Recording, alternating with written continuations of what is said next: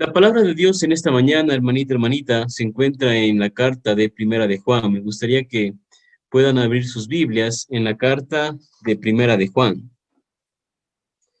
Antes de iniciar con el capítulo 3, que es nuestra base de estudio bíblico en esta mañana, quiero dar ciertas características de este libro de Primera de Juan, por lo cual fue escrita esta carta. Hay un motivo importante, el cual el motivo es doctrinal, ya que si nos fijamos en el capítulo 2, verso 22, la palabra de Dios dice, ¿quién es el mentiroso? Sino el que niega que Jesús es el Cristo. Este es anticristo, el que niega al Padre y el que niega al Hijo. Dentro de la iglesia del primer siglo, hermanitos, estaba pasando un problema doctrinal. Había un problema que era muy grande porque el problema estaba siendo que había muchos anticristos. Si notamos capítulo 2, versículo 18, hijitos, ya es el último tiempo y según vosotros oísteis que el anticristo viene, así ahora han surgido muchos anticristos. Dentro de la iglesia de Cristo surgieron anticristos, ¿sí? Entonces, versículo 19, capítulo 2, 19, salieron de nosotros, pero no eran de nosotros. Estos anticristos, hermanitos, salieron de la iglesia de Cristo y estaban dando una falsa doctrina. Estaban negando que Jesús es el Cristo. Verso 22. Capítulo 4, en la misma carta de Primera de Juan, capítulo 4, verso 2 y 3, ellos estaban negando que Jesucristo vino en carne, y capítulo 5, verso 10, ellos están negando la divinidad de Dios. Están negando que Jesucristo no es igual a Dios. Estos son los problemas doctrinales que estaba pasando la iglesia del primer siglo. Dentro de la iglesia de Cristo surgieron anticristos que estaban engañando a los hermanos. Entonces, el apóstol Juan escribe esta carta para los hermanos que permanecieron dentro de la iglesia de Cristo. ¿Sí? Hay cosas importantes en el capítulo 2, verso 18 al 28, verso 19, salieron de nosotros, pero no eran de nosotros, porque si hubiesen sido de nosotros, habrían permanecido con nosotros, pero salieron para que se manifiesten que no todos son de nosotros. ¿Sí? Entonces, claramente podemos ver dos grupos, los que permanecieron en la iglesia de Cristo y los que no permanecieron en la iglesia de Cristo, los que se apartaron por las falsas doctrinas, por las falsas enseñanzas. Verso 24 del capítulo 2, lo que habéis oído desde el principio permanezca en vosotros. Si lo que habéis oído desde el principio permanece en vosotros, también vosotros permaneceréis en el Hijo y en el Padre. ¿Sí? El apóstol Juan lo que está invitando a los hermanos del primer siglo es que permanezca. Versículo 24, lo que habéis oído desde el principio, es decir, desde que comenzó su bautismo, todo lo que han aprendido, que Jesús vino al mundo para salvación, que Jesús es el Hijo de Dios, que Jesús es el Cristo, todo eso debía permanecer en los hermanos de la iglesia de Cristo del primer siglo. Juan está invitando a los hermanos que no se aparten de la doctrina verdadera, porque estaban surgiendo muchos anticristos que estaban engañando a los hermanos de la iglesia de Cristo. ¿Sí? Entonces, les invita a que sigan permaneciendo. Y aquí una invitación para nosotros también, hermanitos, nosotros es importante que sigamos permaneciendo dentro de la iglesia de Cristo. Si usted nota el pasaje del capítulo 2, versos 18 al 29, tenemos muchas veces la palabra que se repite, verso 19, permanecido, verso 24, permanezca, permanece, permaneceréis. Verso 27, permanece. Más adelante en el verso 27, permaneced. Verso 28, permaneced. Cuando nosotros encontramos esta palabra muchas veces en un texto es porque la relevancia que da el autor es muy importante de la permanencia del cristiano dentro de la iglesia de Cristo, ¿sí? Y mire la idea principal, verso 28, y ahora, hijitos, permaneced en él, para que cuando se manifieste tengamos confianza para que en su venida no nos alejemos de él avergonzados. Esa es la idea principal que el apóstol quiere dar a los hermanos, que permanezcan en la iglesia de Cristo, que permanezcan en las enseñanzas de Cristo. Y eso es un llamado para nosotros hoy en día, hermanitos, no solamente es para la iglesia del primer siglo a cual fue escrita esta carta, sino para nosotros, que sigamos permaneciendo en la iglesia de Cristo, porque ha habido muchas personas que se han apartado de la iglesia de Cristo, que se han apartado de la verdad. Y una pregunta importante que surge aquí en este pasaje es la siguiente: ¿por qué el cristiano, por qué debe permanecer siempre en la palabra de Cristo? ¿Por qué el cristiano debe permanecer en la iglesia? ¿Por qué? Capítulo 2, verso 18, ahí está la respuesta. Porque ya es el último tiempo. Ya es el último tiempo. Para el apóstol Juan ya era el último tiempo, hace muchos, muchos años atrás. Ahora, hermanitos, nos encontramos en el año 2021 y el tiempo cada vez se acorta más. Ya es el último tiempo. Por eso es importante la permanencia de nosotros dentro de la iglesia de Cristo. Así que ni siquiera se le pase por su mente salir de la iglesia de Cristo, porque ya son los últimos tiempos. Es importante la permanencia de nosotros en la iglesia de Cristo. ¿Sí?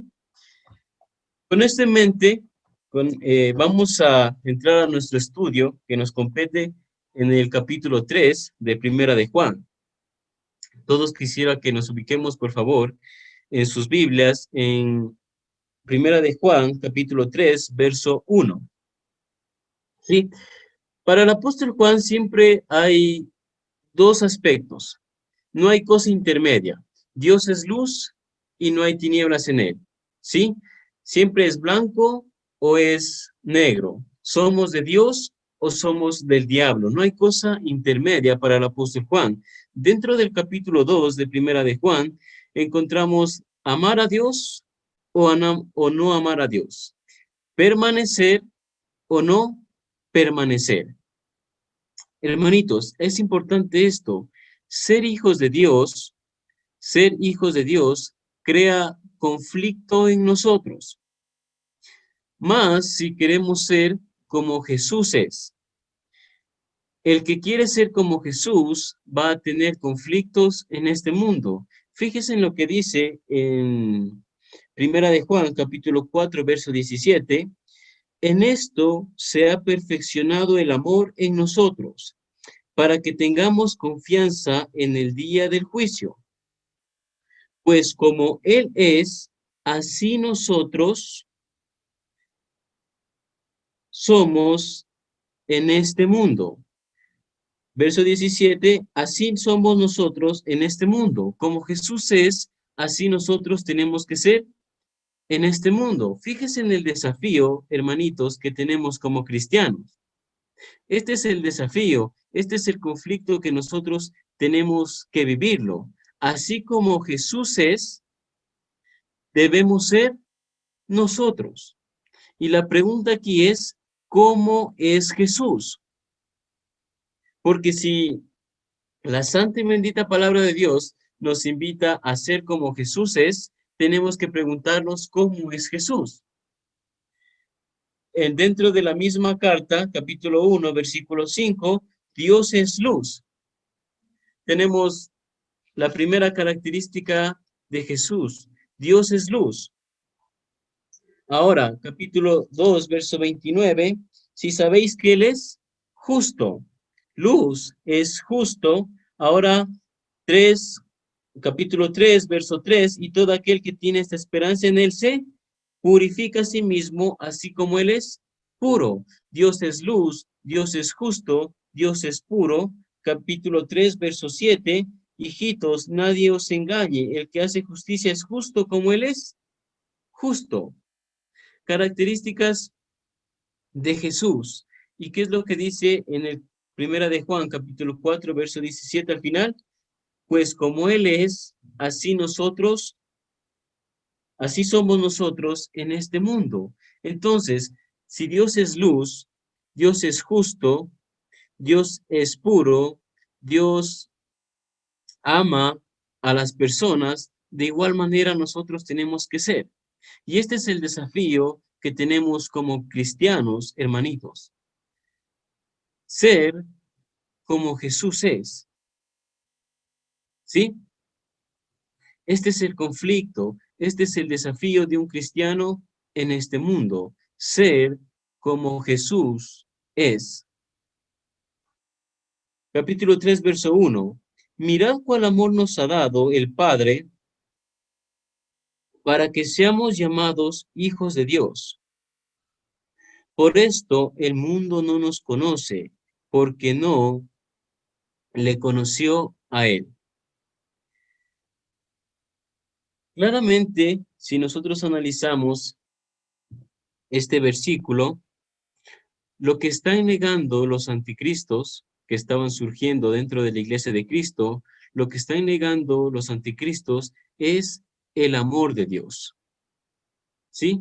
Por eso es que Juan habla mucho del amor de Dios en este capítulo. Los anticristos están negando el amor de Dios. Por eso Juan dice, mirad cuál amor nos ha dado el Padre, para que seamos llamados hijos de Dios. Por esto el mundo no nos conoce, porque no le conoció a Él. El mundo tiene conflicto con el cristiano. ¿Por qué? Porque en el mundo hay engaño, en el mundo hay odio, hay venganza, hay maldad, hay celos, hay envidia. ¿Sí? Y el cristiano, ¿qué tiene que hacer? Amar como Jesús amó, ser justos como Jesús es justo, ser puros como Jesús es puro. En este mundo pecador, el cristiano debe sobresalir, debe ser como Jesús es. Entonces, esto crea conflicto con el mundo, ¿sí? Porque lastimosamente el mundo siempre hay pecado, siempre hay maldad, y nosotros los cristianos vivimos en este mundo, pero debemos sobresalir, debemos ser como Jesús es. Por eso es que es un conflicto para nosotros, es un desafío que tenemos como cristianos. Verso 2, amados, ahora somos hijos de Dios, y aún no se ha manifestado lo que hemos de ser, pero sabemos que cuando se manifieste, seremos semejantes a Él, porque le veremos tal como Él es. ¿Cuántos somos hijos de Dios de los que estamos conectados, hermanitos? ¿Cuántos somos hijos de Dios aquí? Si somos hijos de Dios, entonces, ¿qué debemos hacer? Ser como Jesús es.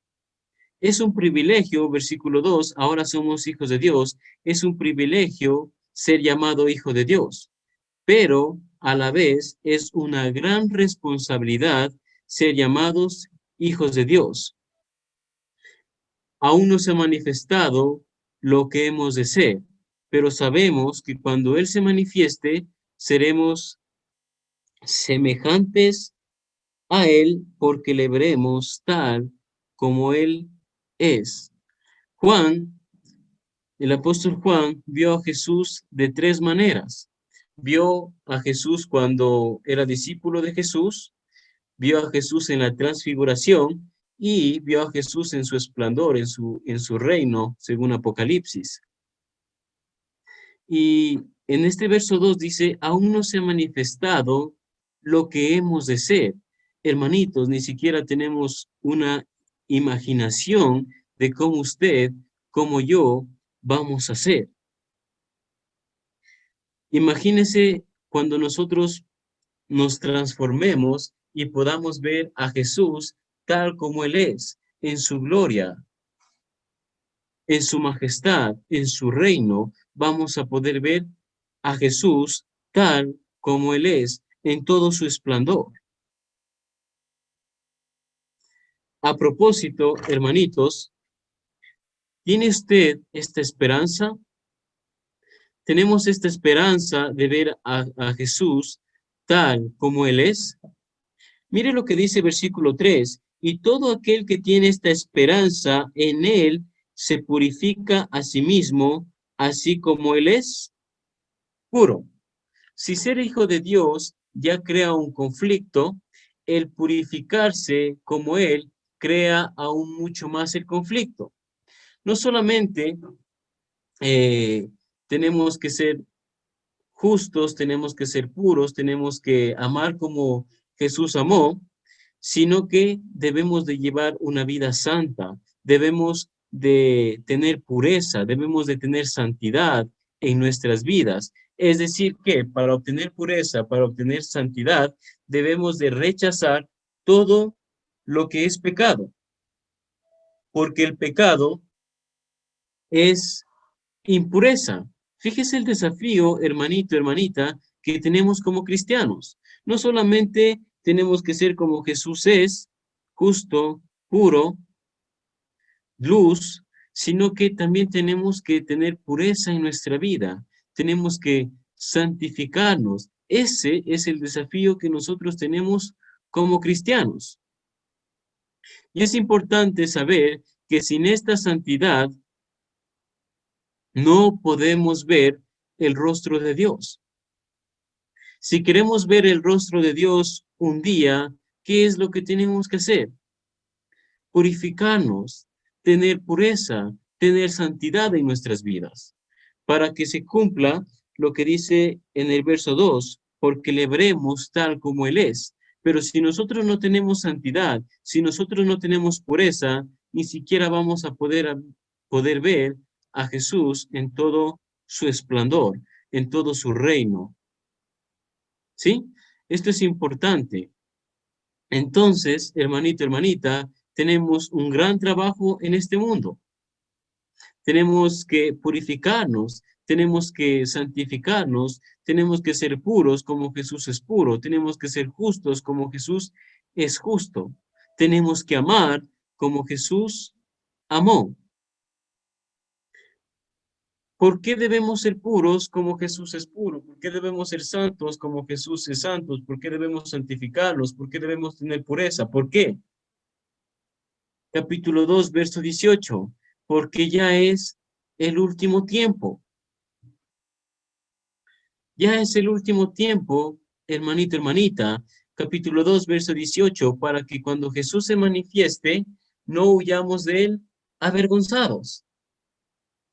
Imagínese que Jesús venga por segunda vez ya aquí al mundo para condenación o salvación y que usted o yo nos hayamos alejado de la iglesia.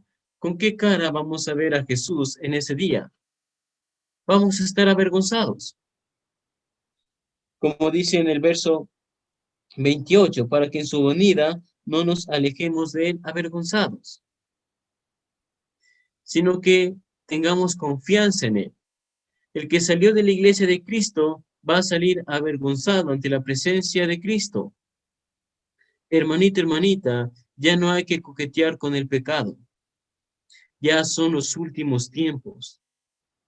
Tenemos que ser imitadores de Jesús, porque ya es el último tiempo, ya es tiempo de santificarnos, ya es tiempo de comenzar a ser como Jesús es.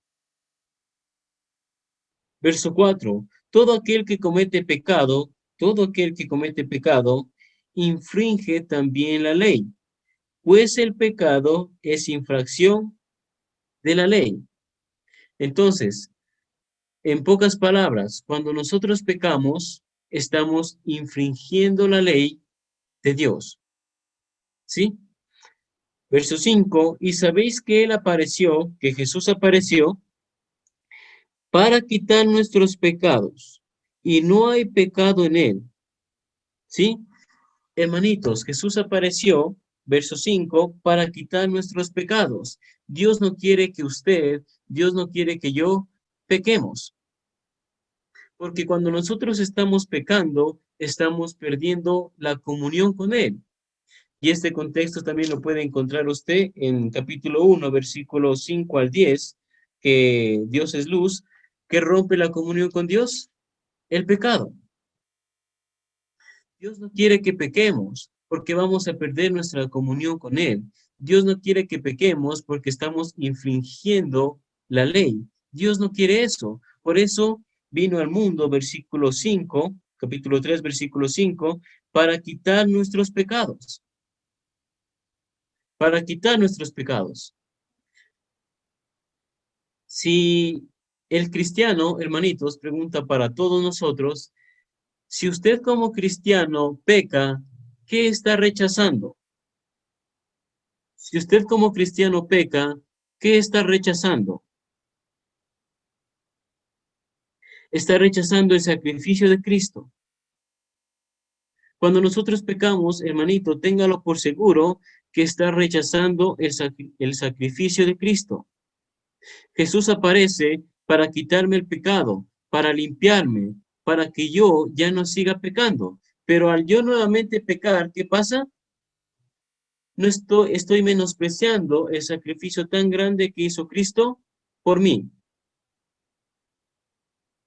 Ahora tenemos otra opción, pecar o ser santos. ¿Y esto quién elige? Usted, yo. Es una decisión personal. Podemos seguir pecando o podemos llevar una vida de santidad. Pero recuerde que cuando estamos pecando, estamos infringiendo la ley. Y sobre todo, estamos rechazando el sacrificio de Cristo.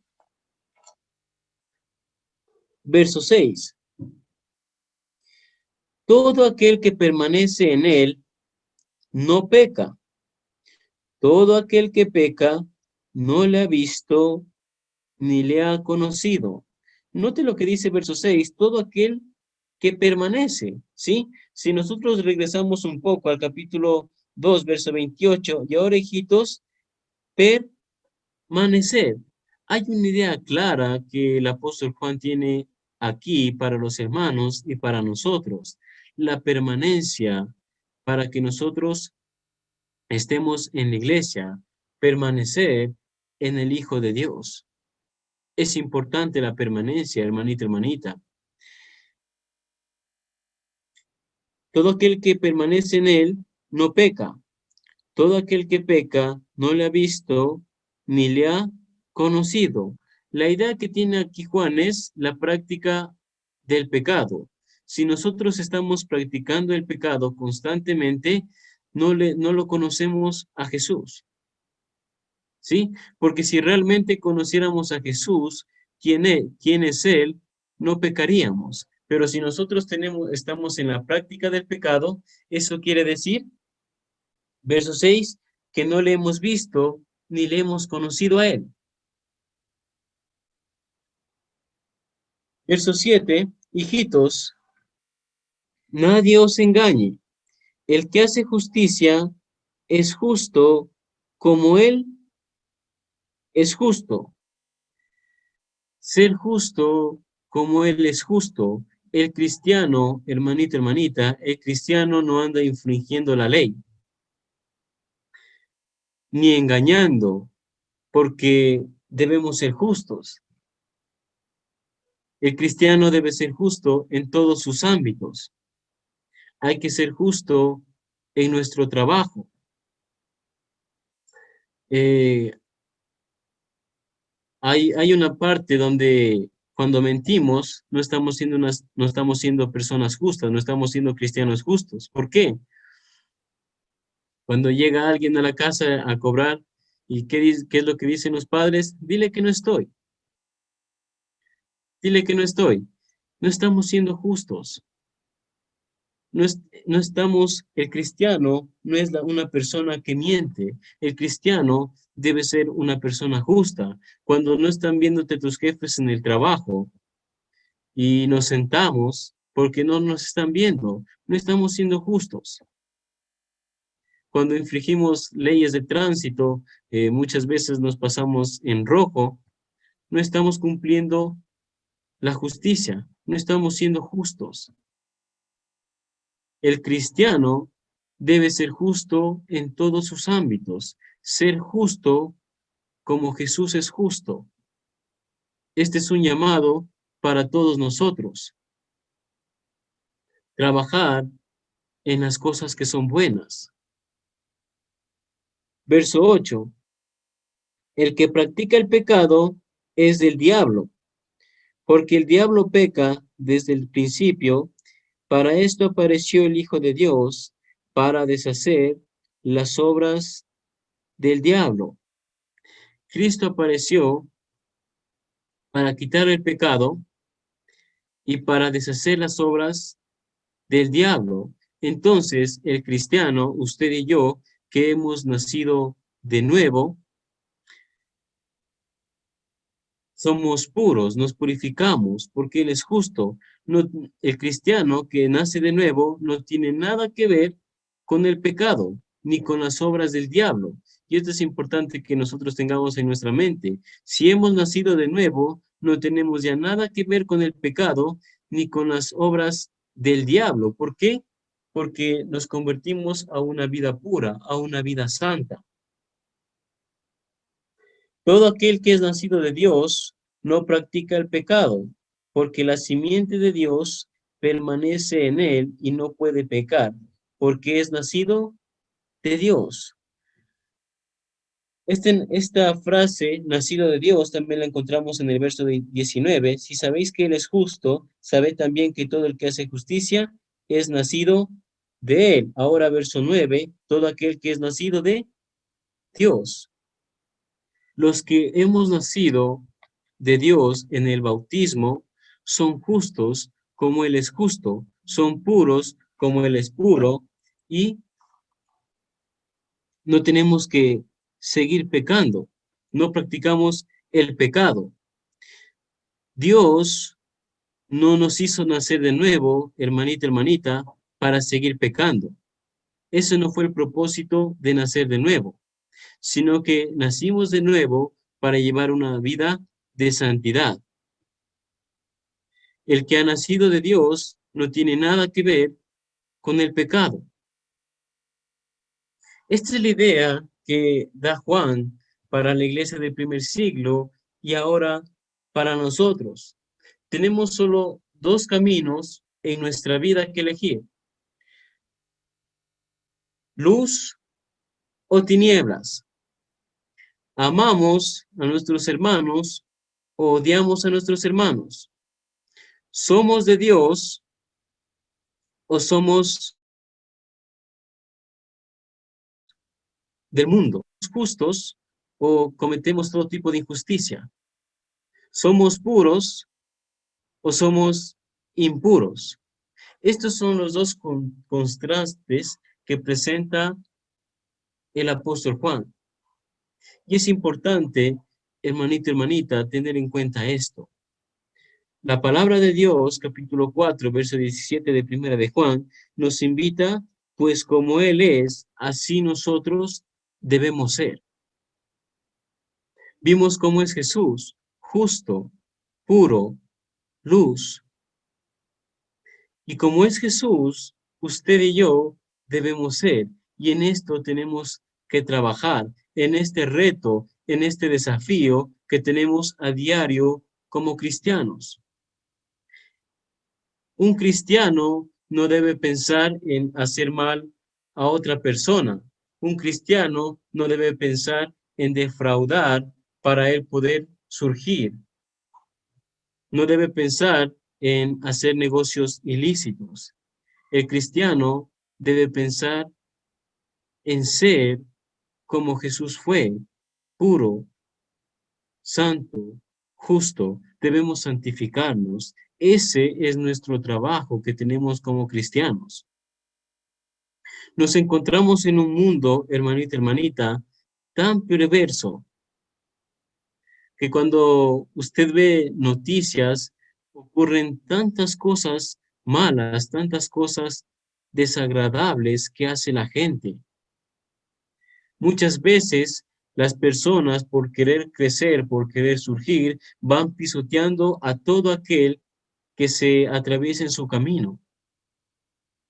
Incluso hasta mandan a matar a seres humanos, porque esta gente quiere llegar a su objetivo sin importar hacer daño a cualquier persona. Lastimosamente, este es el pensamiento que tiene nuestro mundo, que tiene nuestra sociedad. Pero nosotros no somos del mundo. Nosotros somos hijos de Dios. Nosotros nacimos de nuevo. Nosotros estamos en una vida nueva, en un camino nuevo para salvación. Nuestro objetivo no está aquí en las cosas del mundo. Nuestro objetivo está en construir una vida por la eternidad al lado de Jesús. Vivimos en este mundo, hermanita, hermanita, pero no somos de este mundo. Somos nacidos de Dios, somos hijos de Dios. Por eso es importante que nosotros seamos como Dios es, puros, santos, justos, para así un día poder llegar ante la presencia de nuestro Señor juntos y poder alabarle a Él, porque para Dios es la honra por los siglos de los siglos. Que Dios nos bendiga, amados hermanos, y nos ayude a cada día ser mejores cristianos, ser mejores personas, ser mejores hijos de Dios. Dios los bendiga grandemente.